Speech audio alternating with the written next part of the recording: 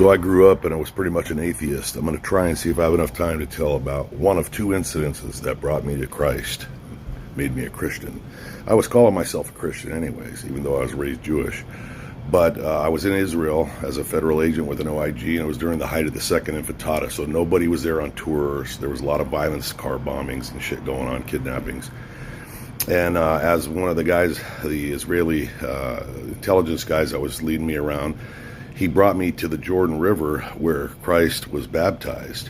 And normally you could see the stands there. It's usually like an all-day waiting period to get down there, and people stand in the water at the exact spot and everything. But nobody was there. It's completely empty because of what was happening in the country. And I took a couple pictures, and he goes, and I had a video camera, and he's like, "Here, why don't you don't want to go in the river there and stand there?" And I said, "No, I was embarrassed, And he goes, "Look, man, it's not my God, but it's yours. And if it was me, I wouldn't miss the opportunity." So I felt kind of embarrassed, took my boots off, rolled up my pant legs, feeling like an idiot.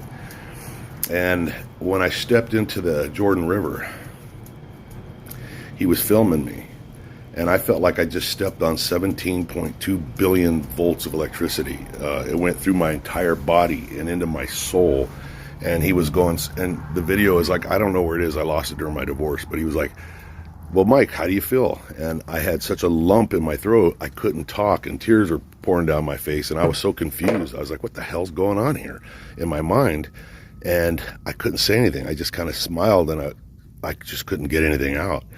And that feeling of my whole body being electrified lasted for a few hours. It just wouldn't go. It slowly diminished.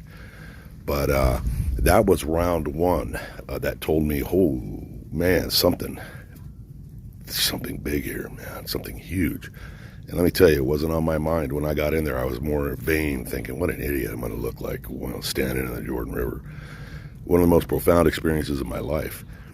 Another incident happened that confirmed everything to me. It's a little hard to believe. Maybe I'll try and tell it. It's hard to tell these things in 3 minutes. But no matter what religion you are, when you land in Israel, if you haven't been there, there's something going on there, man. You could be blind, be an atheist, and be deaf. And the minute you get off that plane, man, you feel some powerful shit going on there. I mean, let's face it. The main religions of the world all claim that as their holy spot.